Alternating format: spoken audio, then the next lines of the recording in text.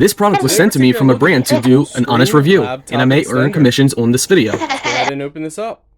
Okay, so they give you all your cables and everything needed, your manual and all that fun stuff. So this is what it looks like. You have your screen on the left, screen on the right, and then this is where your laptop's going to go in the center. You can see here, it extends the screen.